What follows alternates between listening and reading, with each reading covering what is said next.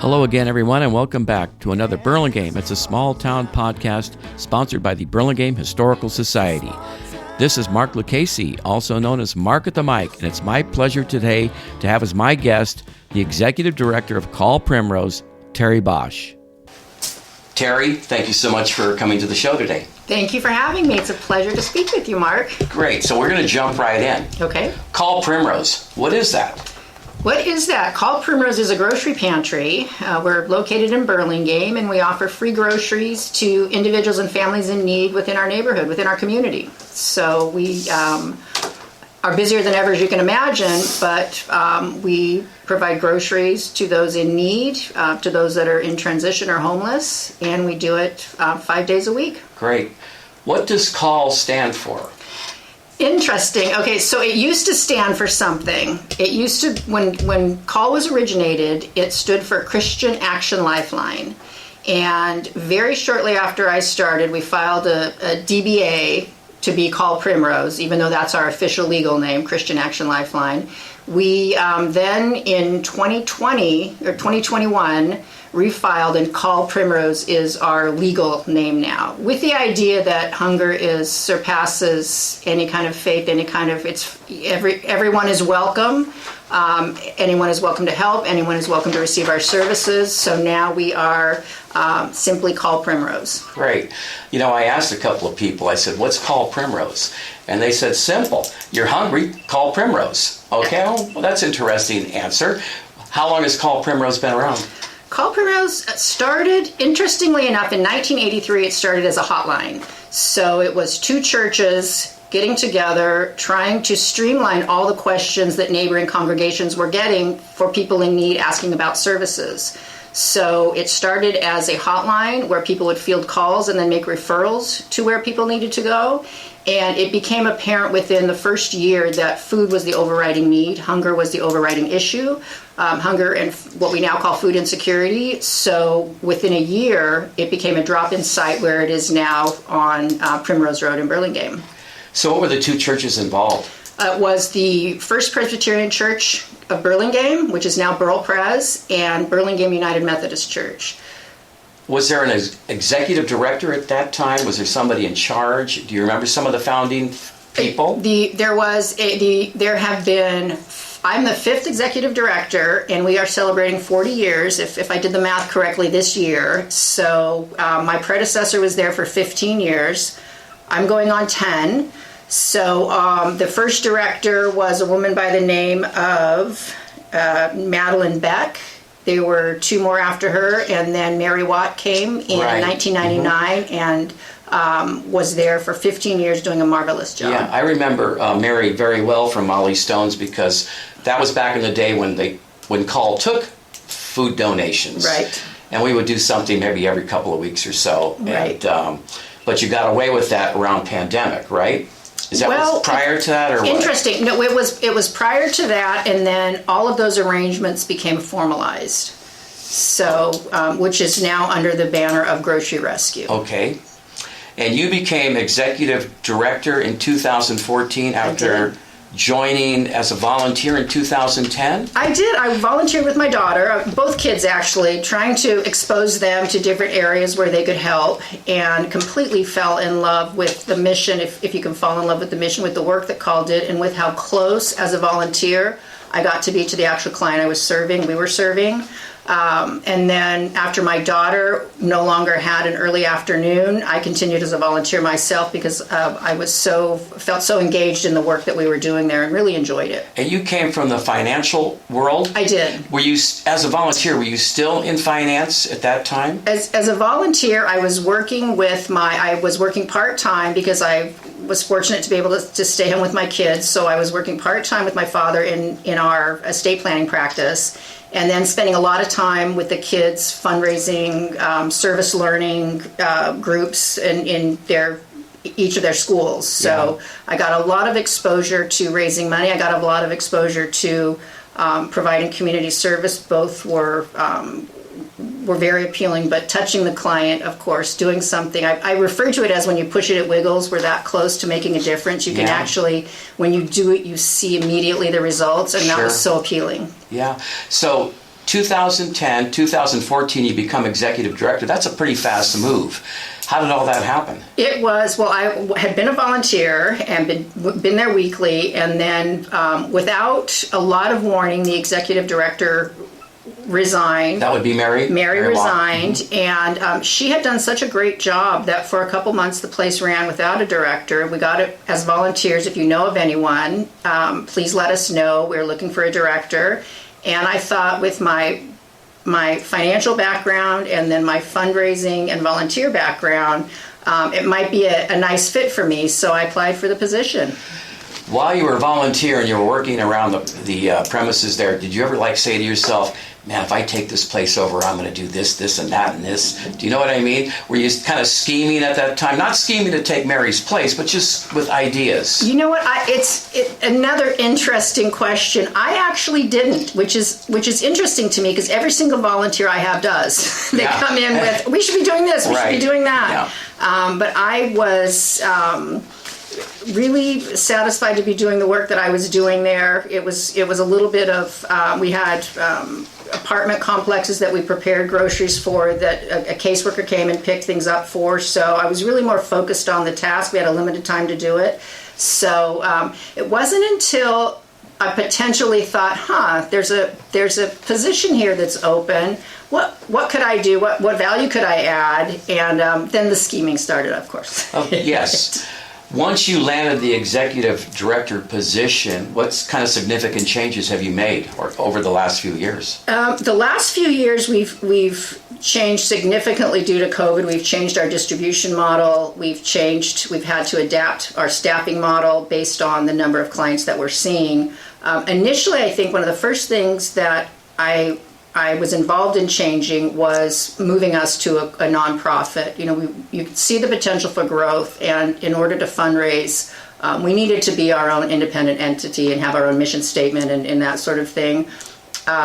We also went away from offering some financial support and offering only groceries. My idea was when you offer financial support, you pick and choose who's eligible, who's giving you the straight story. And you tend to, it appeared that we were tending to approach with a bit of skepticism each person that came to us.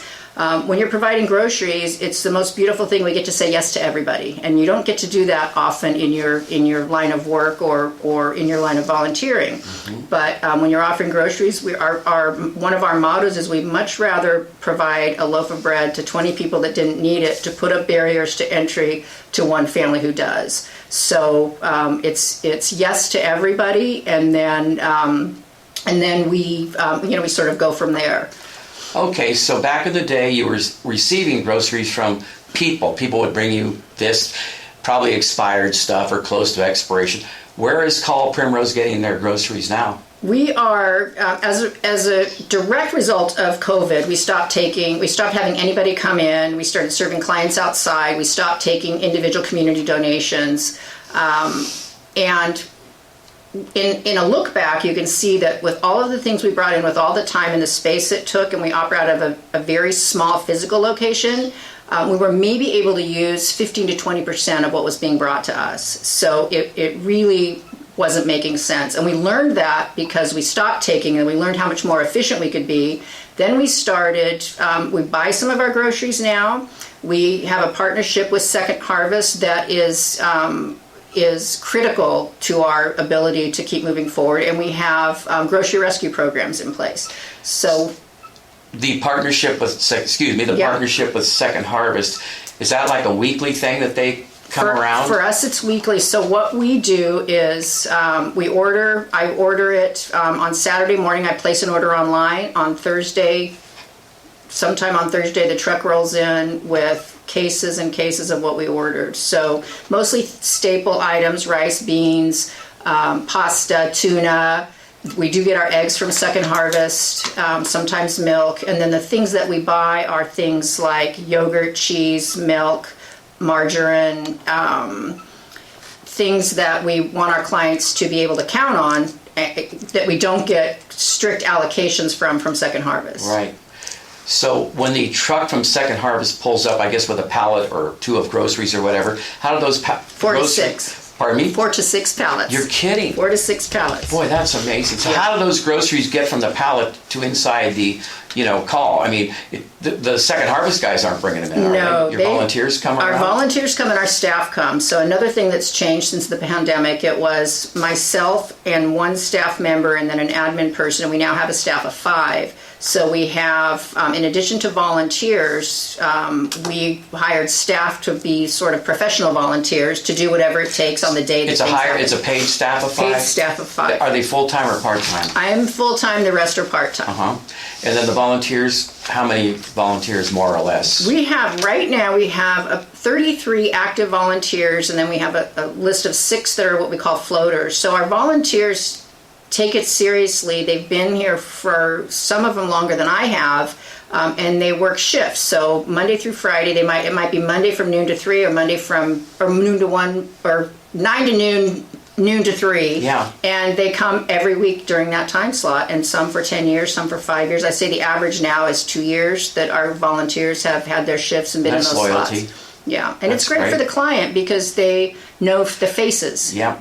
That are serving them. The day that I was there, you knew a few people by their first name, which was impressive, but it also let me know that these are repeat customers, or you know what I mean? Right. So speaking of that, let's say day one, I find out about Call Primrose, and they say it's over there across the street, it's on Primrose, and I walk up.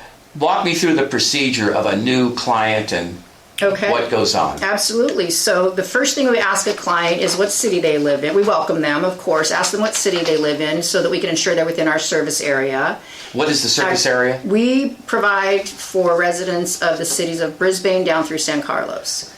Pretty extensive area. It's a large, long service area. And we kind of model it after 2 of the county's core agencies. So each core agency can refer all of their clients to us. They don't have to do some to us and some to a different distributor.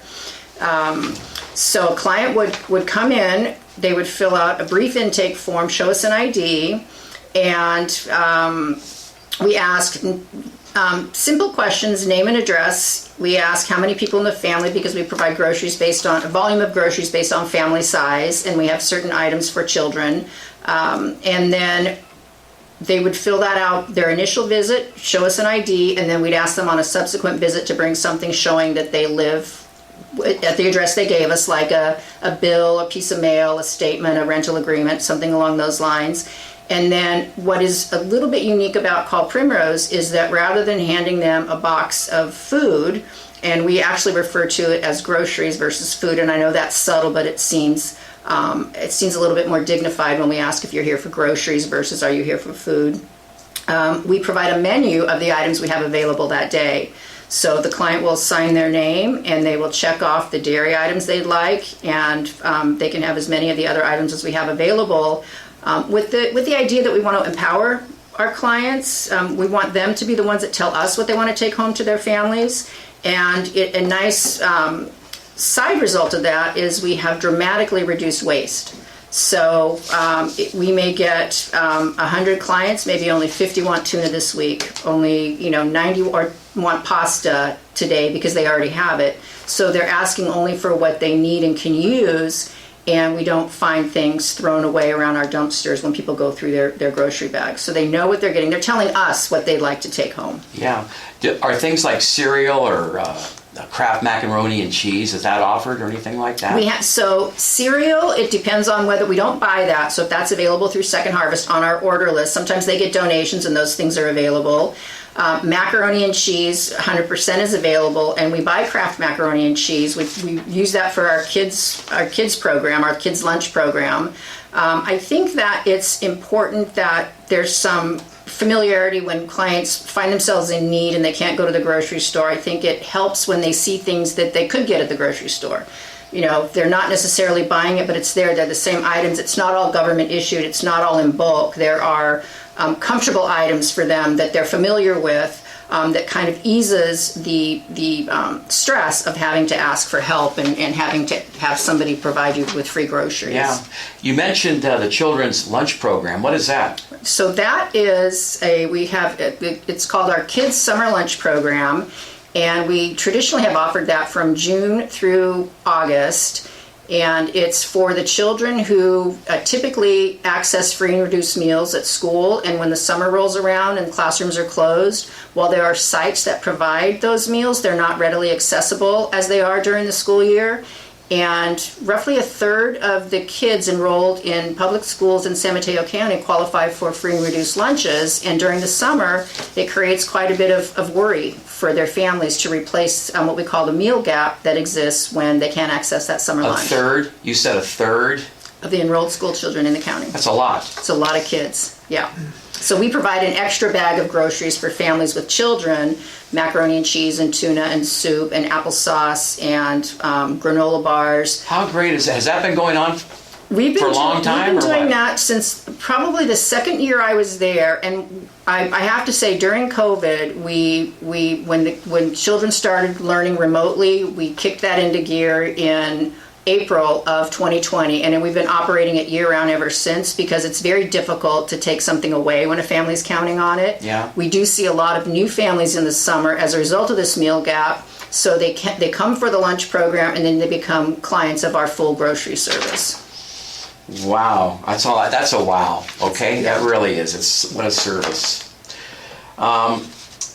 Diapers are a huge cost for families of all incomes. Right. Do you provide a service for diapers? We provide diapers. We provide a limited number of diapers. We don't want to give the idea that you can fulfill your diaper need if you come to us. We're a grocery pantry. We want to make sure people know that. But we also provide maybe 12 diapers for each visit that a family can take. Sometimes if you are having an emergency and you can't get out to get the diapers, you're out of money. It is something that's helpful for families. And then we refer them to other services like WICS. There are other diaper banks where they are able to get more volume. Right, but there is a possibility to get the diapers. Right. Who brings you the diapers? Is that coming from Second Harvest? Or no. You go and purchase them? We purchased diapers up until about 4 years ago. We contracted with an organization called Help a Mother Out. They provide diapers they're a diaper manufacturer, and they also provide their services. All we pay for is freight, ordering 50 cases at a time. So we, every couple months, we're able to get diapers from that organization, which supplemented our purchase of diapers. And do they give you a variety? Like I don't even know what the diapers are anymore. Do you know the sizes? But is there a variety? There's a variety of sizes, and they're also, pull-ups versus diapers. Right. So, and again, we have an order form online, and they ask us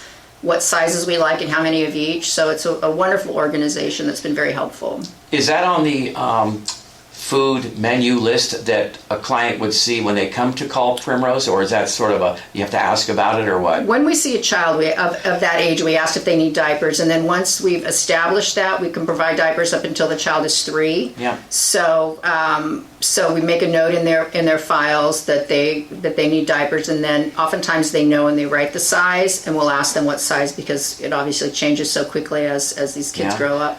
That's amazing. I back in my grocery days, and I don't know if it still applies or not, but when you had food stamps or the EBT card, diapers were not allowed to be purchased. Now I don't know if that's changed or not. But that's a big expense. It is a huge expense. I remember we had a victory party at our house when the kids no longer needed diapers. Oh, that's like a raise. Exactly. Everybody gets a raise exactly. when the kids go off diapers. Exactly. It's huge. Yeah.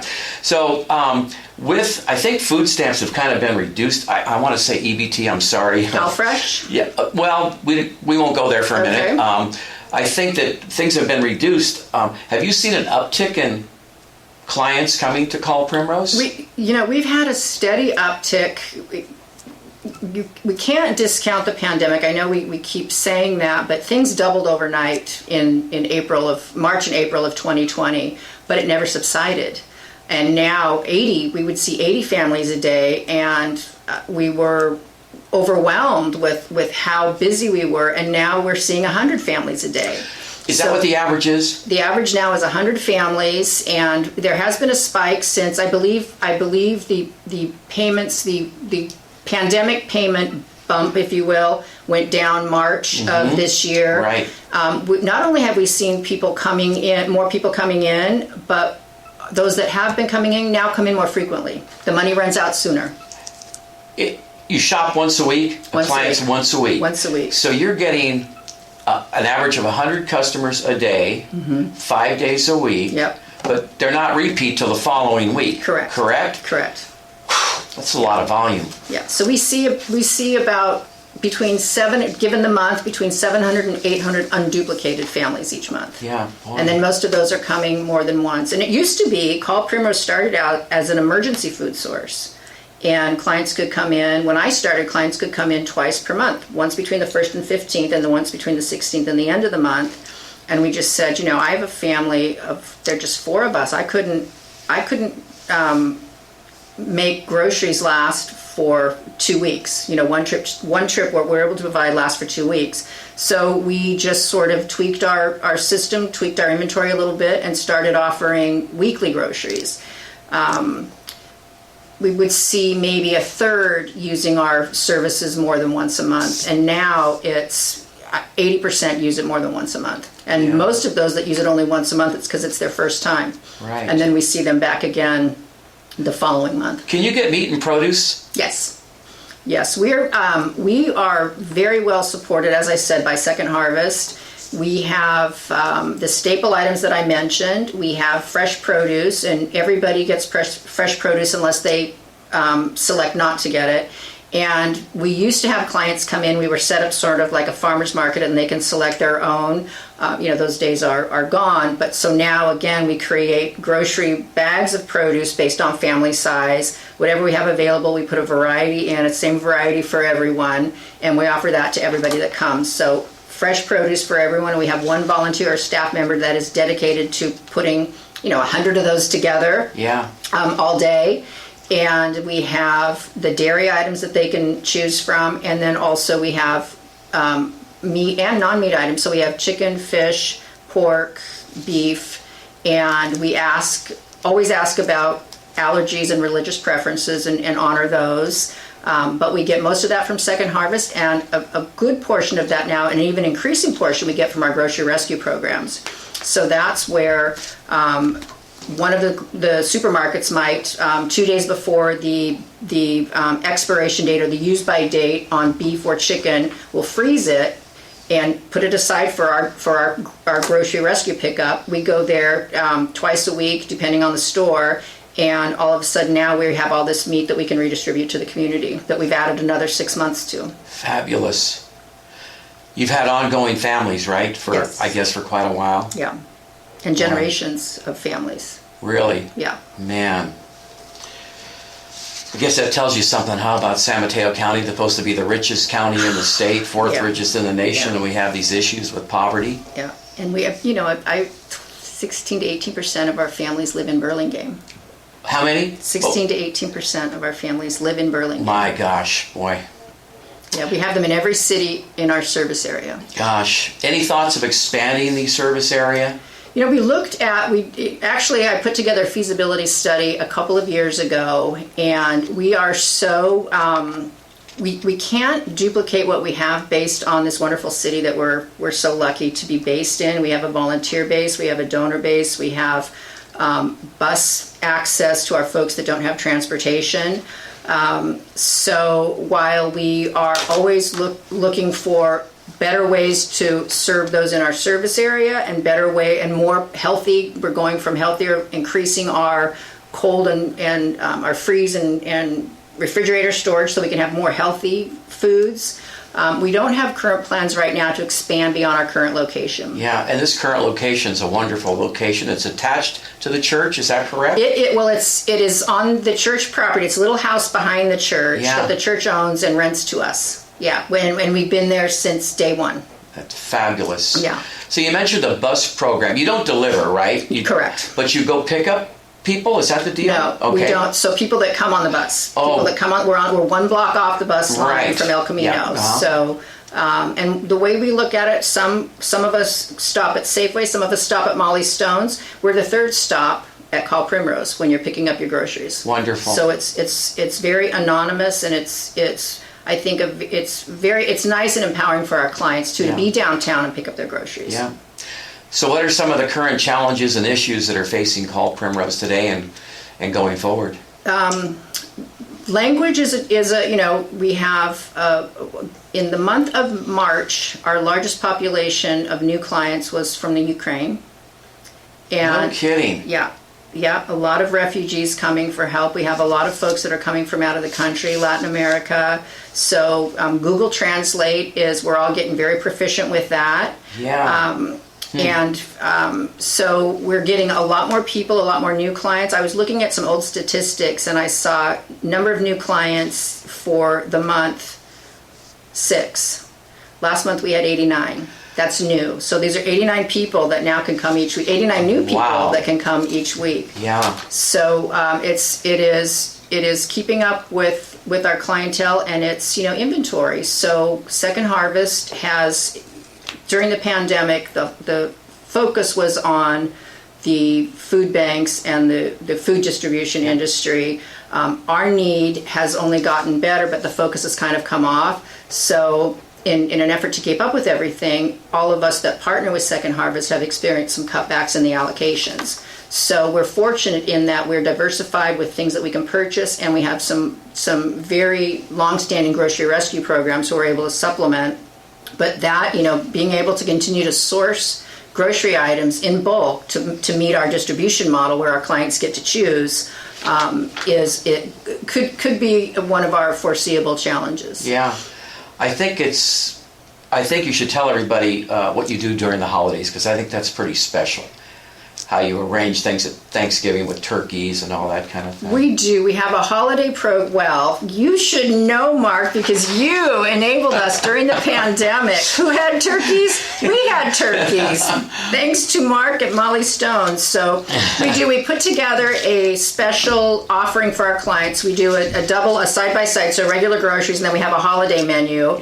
And we get chickens and turkeys. And during the pandemic, it was very difficult to access anything. So I remember you putting me in touch with your butcher. Yes, who was right. wonderful. Our meat guy, right? Your meat guy, Yeah. and we were able to. We actually had to rent a freezer, a mobile freezer on site. But so we provide that. We provide the stuffing, the cranberry sauce. We try to make it's black beans. We try to make it traditional. We do that for Thanksgiving holiday, and then for Christmas or whatever anyone celebrates around the winter holiday. Yeah, I think that's pretty cool. Yeah, we want people to have some normalcy when they're facing difficult times. So this last weekend, Father's Day weekend, you had a fundraiser at Filoli Gardens. Thank you for saying that. Yes. Okay. Yes. How'd it go? That was Saturday, correct? It was Saturday. It was beautiful. It was, we were fortunate with a beautiful day. We had a great committee that put together a beautiful event. Was this committee comprised of call volunteers? Mm-hmm. Okay. Complete volunteer committee. It was. You mentioned Father's Day. It was also a 3-day weekend, a federal holiday. Correct, on Monday. That's and right. the U.S. Open was in our own backyard. So, yes. Lessons learned. When you think you're getting a good deal booking that far in advance, look into why. Yeah. Right. But it was, but we were able to. We still had, over 120 people there. Celebrating. Was that what you were hoping for? Or was at least 100 or so? Yeah. We wanted to have at least 100 people. Okay. Our original goal was 175, but then we looked at the grounds and we couldn't have accommodated 175. So things actually worked out the way they needed to. Yeah. We had a client speaker there that knocked it out of the park. He is homeless or in transition, as we call it. He agreed to speak because he wants to give back, and he felt that this would help us, which it did. He was is, I should say, a digital marketing, was a creative director in his prior employment, and things just kind of didn't go his way for a while. And he spoke about his experience, which I thought was wonderful for people to get to. I think it resonated in that group because it could have been our son or our brother or our father or our spouse. It doesn't look a certain way, and it doesn't look a certain way. Yeah, wow. So he was wonderful. Was that the first fundraiser you guys have done in a while? Do you do that every year? We do it annually. We do a couple of appeals. We send out an appeal letter. We send out a newsletter every quarter, and we just do this. We started this was our 4th annual, which, if you do the math, it should have been our 6th, but COVID threw us off a little bit. But we have been doing this now. We've made it a regular part of our... Where it's an in-person thing. Yep. Yeah. And it's as much as a fundraiser as to create awareness and get, we don't have a homogenous group like a school or a congregation. The people that support Call are from many, many different places. So it's an opportunity to get those people together and have them bring people that can also learn a little bit more about our organization. And you're going to hold to just one a year for right now? I guess that's quite a bit to do, right? One a year for now, right? It's plenty. Yeah, we don't have an auxiliary, so it's the same crew of us that are delivering the service are also putting on the fundraiser. Wearing the fundraising hat, huh? Wow. So what are the times and days that Call is open? We are open Monday through Friday. One of the few food pantries that are open Monday through Friday, 9:30 to 2:45. We do close on some holidays, but our goal is to be there regularly so clients can count on us, to have an inventory that they can count on, so they know what to expect. And for many, we are their primary, if not only, resource for putting food on the table right now. Yeah. When you say food pantry, is food pantry the same as a food bank? It's a little bit different. So I look at it as, if you look at Feeding America as the big umbrella, right? They're the oversee all of the food banks. Then we have Second Harvest of Silicon Valley, and then a sister bank to them would be the food bank of Marin San Francisco Food Bank. We deal with Second Harvest. They cover San Mateo and Santa Clara counties. And then they have partner agencies, and most of those, they deliver a pallet and some at a church or another location. And on the day that they deliver, it might be, the second Thursday of every month, they distribute from there until those things are gone. And people know the days that they distributed, and they line up to get those items. We are one of their partners, but we're also an independent organization. So they deal with Samaritan House. They provide food to some of the school programs. They provide food to. They are the food bank that provides to pantries. They provide to food kitchens, all different kinds of entities. But we are one of their distribution partners, if you will. So Shelter Network delivers on Thursday, right? I'm sorry, not Samaritan House. You get a delivery on Thursday. Second Harvest. Second Harvest delivers to us. Yes. Yep. Is there more people on Thursday and Friday than there would be Monday, Tuesday, Wednesday, knowing that you get a delivery? Well, there might be now. We don't share that information typically. Okay, sorry about that. That's okay. We actually get things every day, and then even though we get and so that's the thing, we don't immediately distribute it because we have an inventory, which is what saved us during the pandemic when things doubled overnight. We did have a back stock, so we're not necessarily putting out what we get that day because we plan so that we don't run out on Wednesday. Great. Yeah. So if folks were aware, who wouldn't come the day that everybody knows the new thing? I just say that because of the business I was in. Right. 100%. 100%. A few years ago. So that's funny.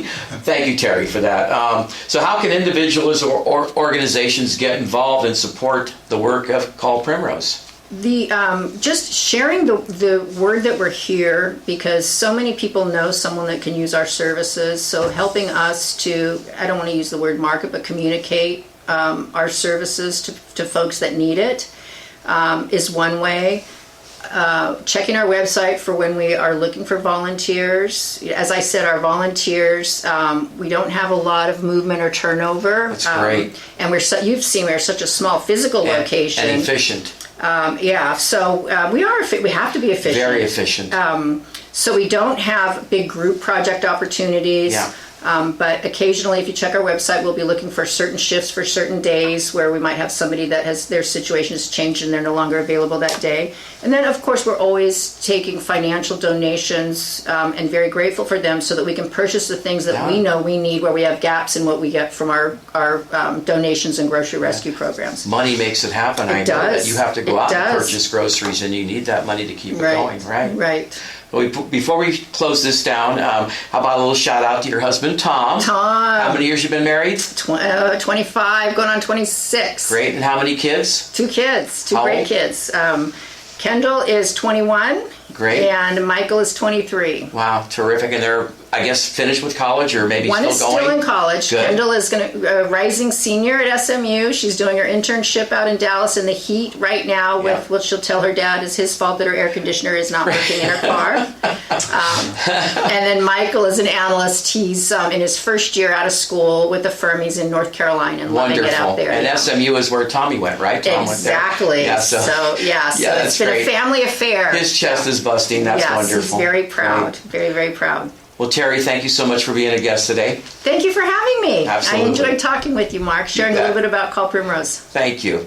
I'd like to thank Terri Boesch, the Executive Director for Call Primrose, for being my guest today on Burlingame. It's a small-town podcast sponsored by the Burlingame Historical Society. Thanks to Kathy and Shelby Lucchese for editing and producing, the great Ray Tyler for video, original music by Bray.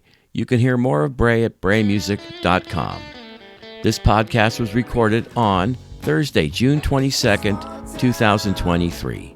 The Burlingame Historical Society copyrights this recording, and no part can be copied or replayed without the permission of the Burlingame Historical Society. So until next time, everyone, see you around Burlingame. It's a small town.